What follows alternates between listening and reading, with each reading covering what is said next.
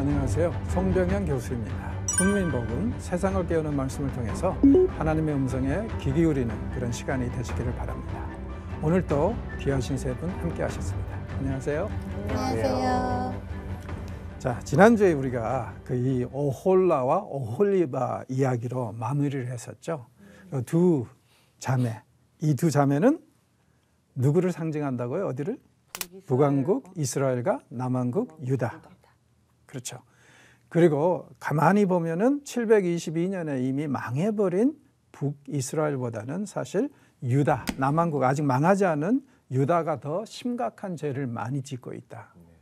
그렇게 이제 얘기를 했었어요. 그리고 죄가 심각할수록 치르는 대가도 더 크다.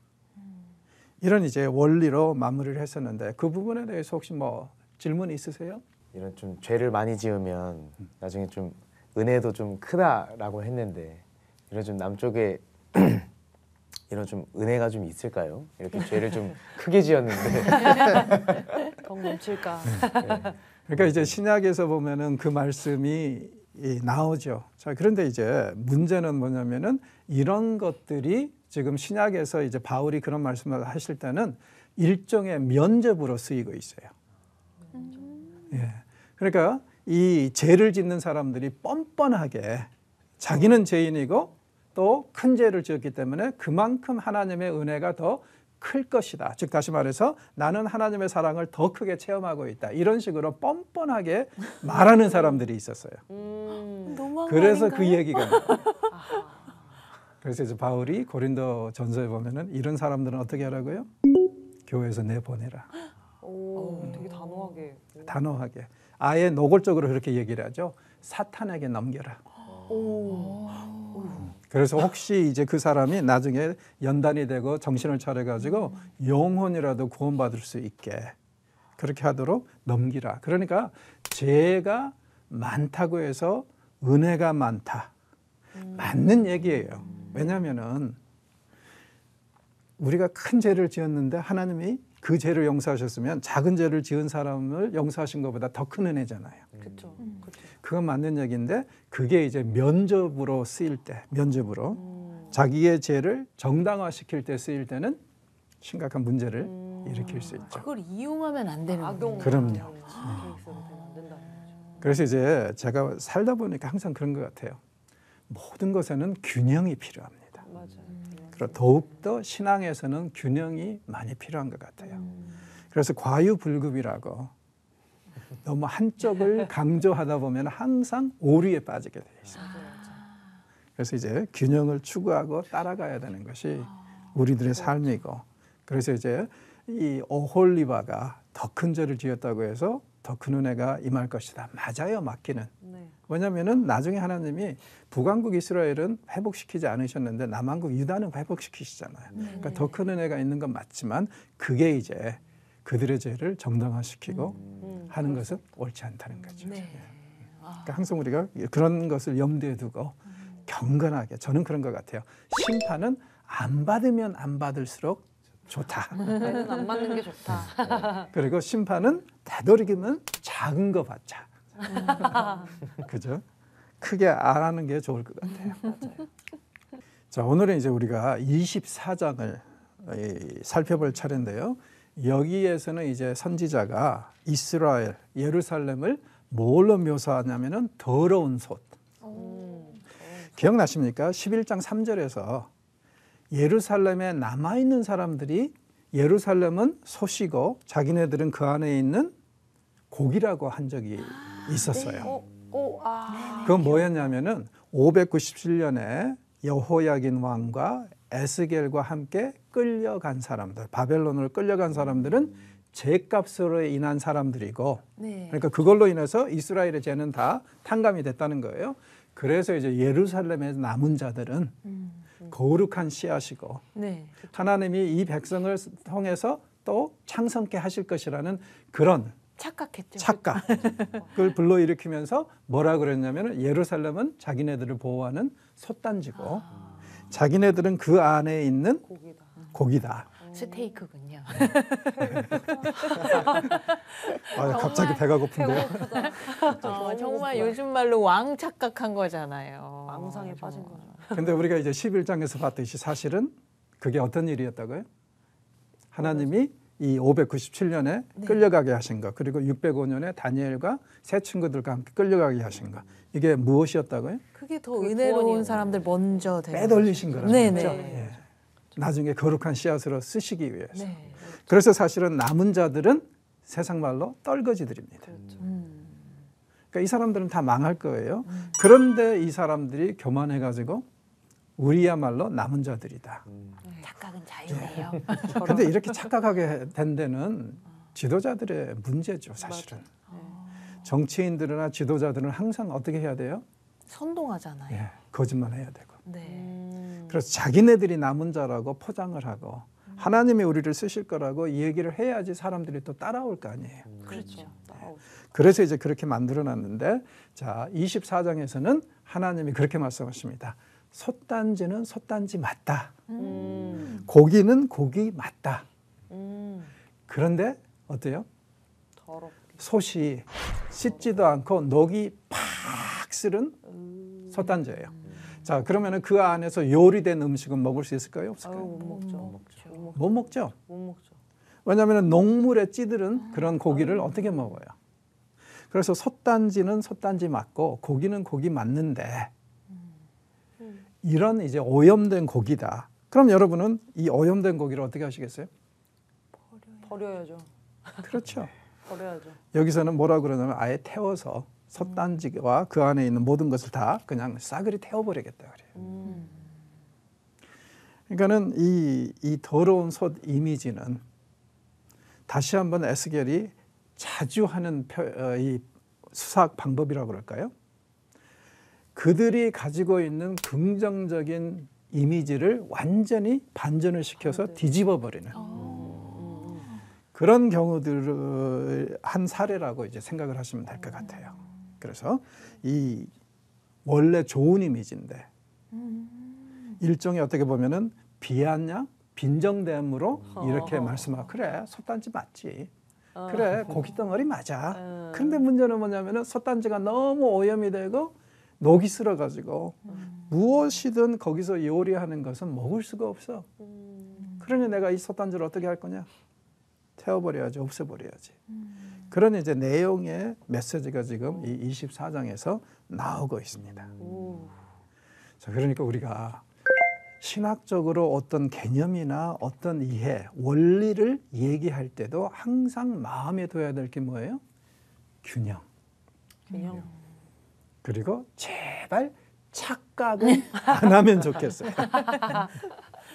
아, 그렇네요, 진짜요. 자꾸 착각을 하고. 그러니까 이제 오늘날에도 어떻게 보면은 한국에서 제일 흔하게 이루어지는 착각 중에 하나가 한 번 구원은 영원한 구원. 그러므로 내가 어떠한 죄를 지어도 나는 천국 간다. 자, 한 번 구원은 영원한 구원은 맞아요. 네. 그렇죠. 맞죠. 하나님의 구원이 절대 어떤 조건에 이르는 것이 아니니까 일방적으로 하신 거니까. 그러므로 나는 어떠한 죄를 지어도 천국 간다. 이건 좀 어떻게 생각하세요? 그 결론에 대해서. 저는 죄를 짓지 못하도록 하나님이 어떻게든 저희를 인도하시지 뭐 여러 방법으로요. 고난이나 심지어는 생명을 앗아가시는 방법이라도 이 사람이 천국 약속을 받았다면 그 약속은 지키실 것 같아요. 근데 이제 천국에 못 들어갈 정도의 죄를 짓지 못하도록 아니면 뭐 회개하거나 어떤 방법이든 저희를 계속 끌고 가시지 않을까. 예, 그걸 이제 신학적인 용어로 네. 성도의 견인이라고 그럽니다. 성도의 견인. 예, 견인하면 견인차 생각나죠? 네. 견인 차량. 그러니까 내 의지가 아니어도 하나님이 천국을 향해서 끌고 가신다는 거예요. 내 고장이 나도 내 차가. 그런 의미에서 이제 이 성도의 견인이라고 그러는데 맞죠. 한 번 구원은 영원한 구원 맞아요. 조건 없이 하나님이 우리를 구원하셨으니까. 자, 그런데 문제는 뭐냐면 그러므로 내가 이렇게 얘기하는 사람이 있어요. 간음을 하든 강간을 하든 간에 상관없이 나는 구원에 이른다. 그건 조금 이런 게 실제로 고린도 교회에 있었거든요. 네. 있었던 일이에요. 그 중에 이제 이 고린도 교회에 어떤 사람이 있었냐면은 고린도는 진짜 성적으로 문란한 데였고 도덕이 거의 없는 그런 사회였어요. 거기서 이제 이 구원받았다고 해서 교회 다니는 애가 어떤 여자하고 이제 이 결혼을 했다고 그럴까요? 뭐 이렇게 양엄마하고 그러면서 이제 계속 하는 얘기가 뭐냐면은 자기가 이 정말 도저히 잠자리를 같이 해서는 안 될 사람하고 계속 잠자리를 하는 거 하나님이 계속 할 때마다 용서를 해 주셨다는 거예요. 그러므로 하나님의 은혜가 자기한테 크게 임했다면서 매주 와서 같은 간증을 해. 그거는 하나님의 은혜를 합리화해서 이용하는 거네요. 계속. 그렇죠. 네. 이 하나님의 은혜를 죄의 면죄부로 또 쓰고 있는 거죠. 그래서 이제 이 얘기를 바울이 듣고 뭐라 그러냐면은 세상 말로 요즘 말로 하면 그놈 새끼 쫓아내라. 교회에서 쫓아내라. 그런 얘기가 나오는 게 역시 우리가 어떠한 성경적인 원리를 제대로 파악하는 건 중요한데 거기서 나름대로 논리적이고 합리적인 결론을 내린다고 해도 그게 균형이 없고 엉뚱한 소리라면은 그건 옳지 않다는 거죠. 그러니까 우리가 항상 어떤 이 성경적인 원리에 대해서 얘기할 때는 균형감이 필요한 것 같아요. 다른 텍스트들은 이런 부분에 대해서 어떻게 말씀하고 있는가 이런 것들을 끊임없이 고민을 하고 생각해서 좀 이렇게 제대로 얘기를 해야 되고 생각을 해야 되는 그런 경우입니다. 그래서 분명히 이 사람들은 이렇게 생각했지만 하나님은 이걸 완전히 반전을 시키면서 뒤집고 있어요. 그거 맞긴 맞는데 근데 사실은 쓸 수 없는 솥이고 도저히 먹을 수 없는 고기다. 그러면은 이런 자를 어떻게 할 것인가? 당연히 버려야죠. 태워버려야죠. 그리고 완전히 못 쓰게 해야 되죠. 왜? 오염된 고기를 누가 먹습니까? 그렇죠. 자, 그래서 이제 그게 이제 전반부 내용이고 그 다음에 이제 24장 15절부터는요 에스겔의 아내가 죽는 얘기가 나와요. 자, 이 여자의 죄는 딱 한 가지입니다. 잘못은 선지자하고 결혼한 거. 그것도 에스겔하고 결혼한 거. 다른 거 없어요. 그래서 결혼 함부로 하는 거 아닌 것 같아요. 갑자기 전개가 이렇게. 어떤 일이 있냐면 여기에 보면 하나님의 말씀이 임한 때가 언제냐면은 지금 쉽게 말해서 에스겔 이 예루살렘이 멸망하는 날이에요.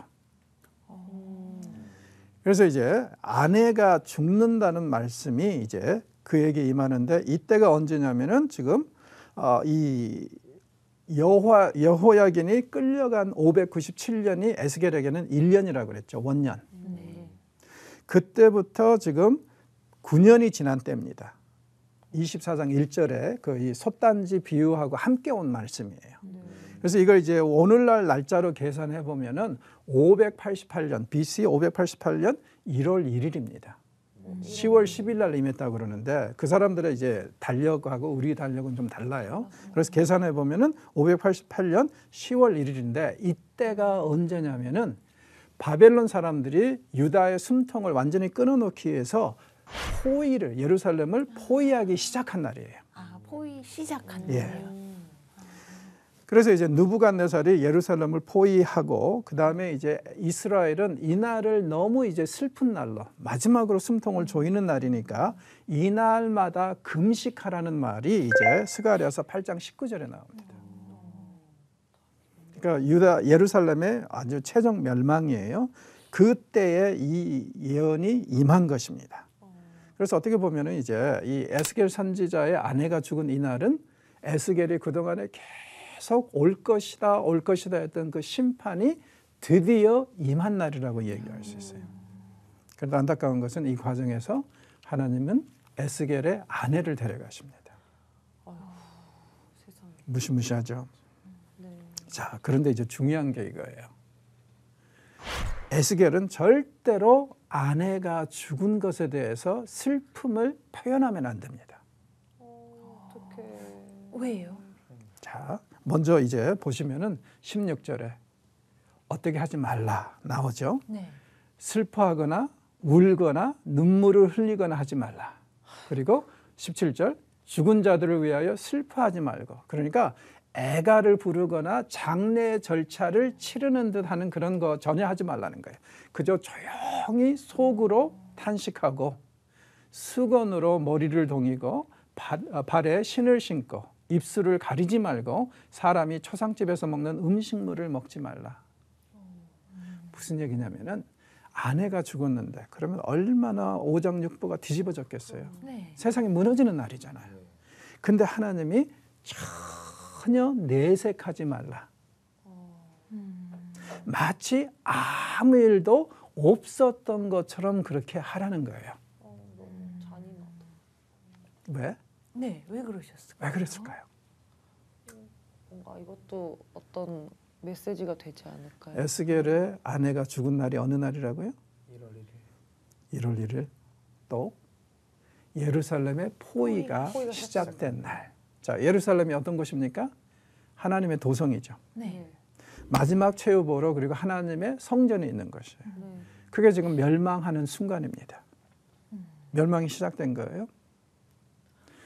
에스겔이 자기 아내의 죽음에 대해서 마치 아무 일도 없었던 것처럼 딴 일인 것처럼 전혀 내색하지 않는 것처럼 하나님도 예루살렘의 멸망을 아무 일도 없었던 것처럼 아무 일도 아닌 것처럼 지켜보시겠다는 거예요. 아, 그럼 에스겔의 그런 태도가 하나님의 모습을 이제 그렇죠. 상징하는 메시지가 거군요. 되는 거죠. 그러니까는 이게 하나님한테도 얼마나 힘드시겠어요. 힘드시죠. 아이고. 예루살렘 하면 하나님의 성전이 있는 곳이지 않습니까? 그리고 가장 사랑하는 도시고. 그런데 그 도시가 이 이방인의 손에 멸망하는 것을 하나님은 마치 아무 일도 없었던 것처럼 지켜만 보시겠다. 기억나십니까? 우리가 5장에서 에스겔이 행동 예언을 했던 것 중에 하나가 성전 모형을 그려놓고 이렇게 누워서 네네. 390일 기억나요. 이렇게 누워서 40일 하면서 그 사이에 뭐가 있었죠? 무슨 프라이팬이 있었죠. 그 귀여웠던 만화 그림 같은 거 있었잖아요. 그래서 그 프라이팬이 완전히 하나님과 이스라엘의 관계를 단절시키는 것처럼 그래서 성 안에서 아무리 울부짖어도 하나님은 듣지 않으시겠다는 그걸로 이제 표현이 됐잖아요.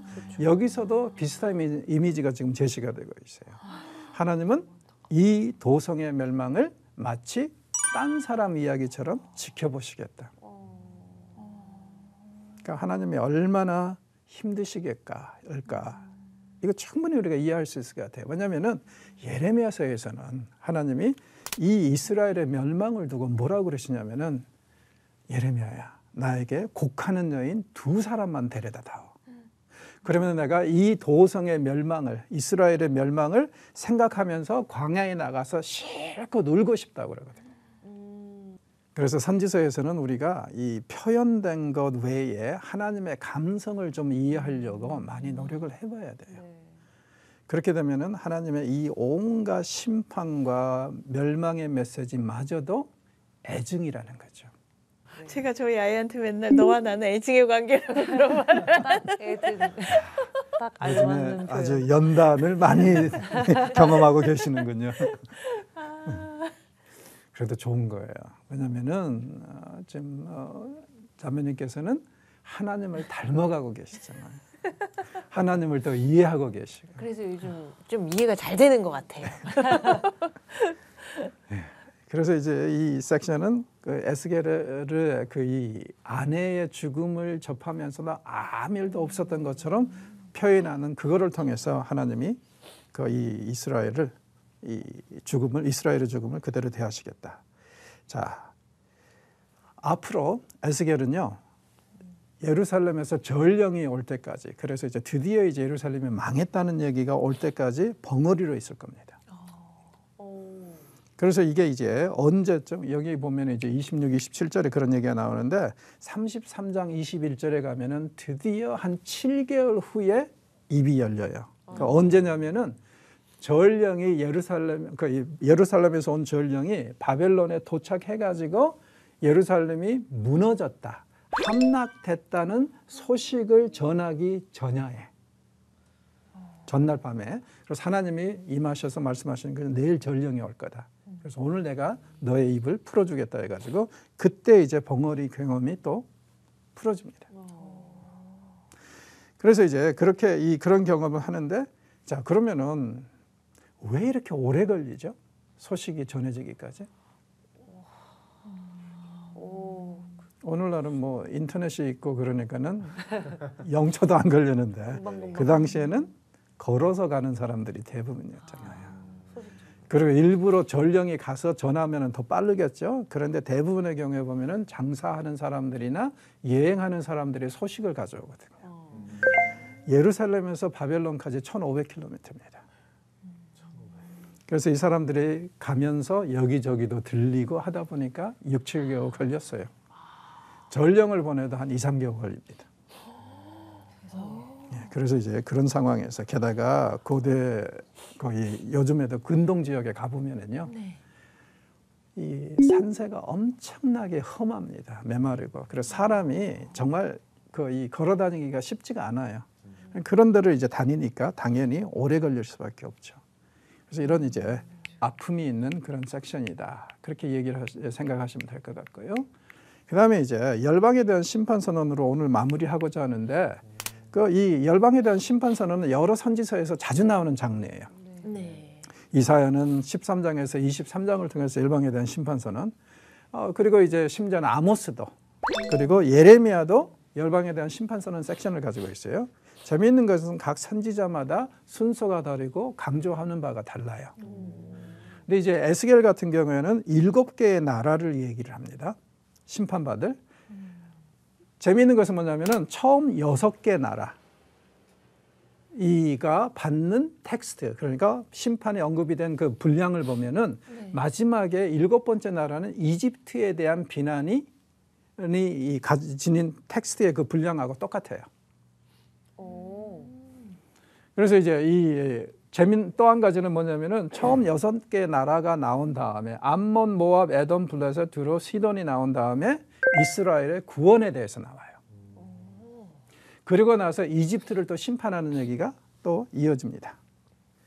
자, 여기서 이제 하이라이트는 이 열방의 이스라엘의 구원에 대한 섹션이에요.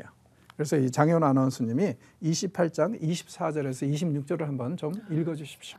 이스라엘 족속에게는 그 사방에서 그들을 멸시하는 자 중에 찌르는 가시와 아프게 하는 가시가 다시는 없으리니 내가 주 여호와인 줄을 그들이 알리라.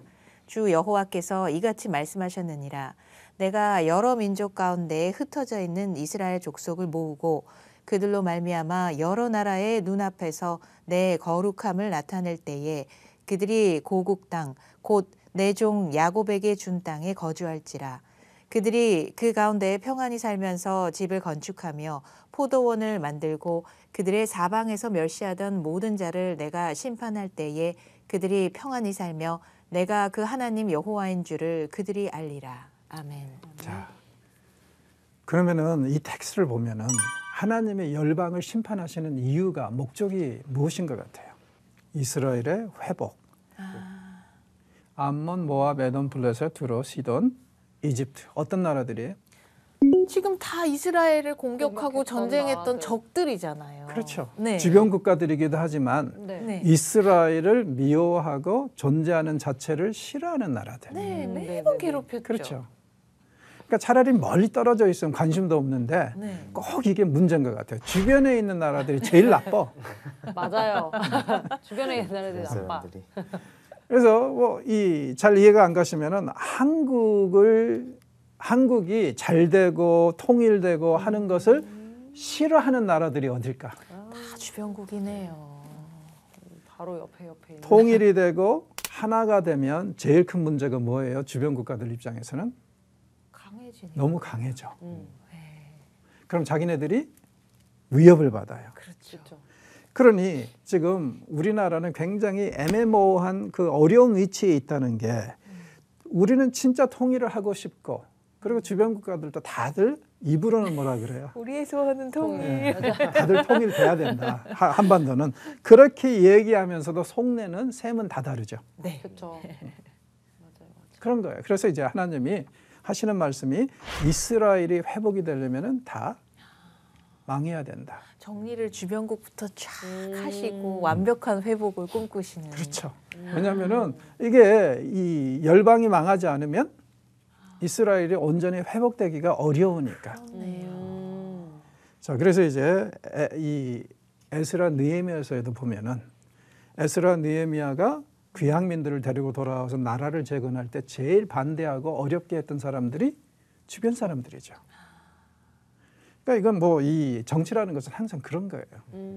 오늘의 영원한 아군도 없고 내일의 영원한 적도 없고 계속 바뀌고 파트너들이 그게 이제 현실이니까. 그래서 우리 같이 약소국가는 이 슈퍼파워들 사이에서 어떻게 생존할 것인가, 살아남을 것인가, 이게 항상 우리에게 과제가 있죠. 네.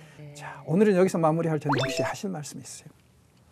하나님의 마음을 더 잘 이해하고 하나님의 편이 되어줄 수 있는 그런 하나님의 딸이 돼야겠다. 약간 그런 깊은 생각이 들었습니다. 네, 우리 장혜원 아나운서님은 그 경제에 이미 이르신 거잖아요.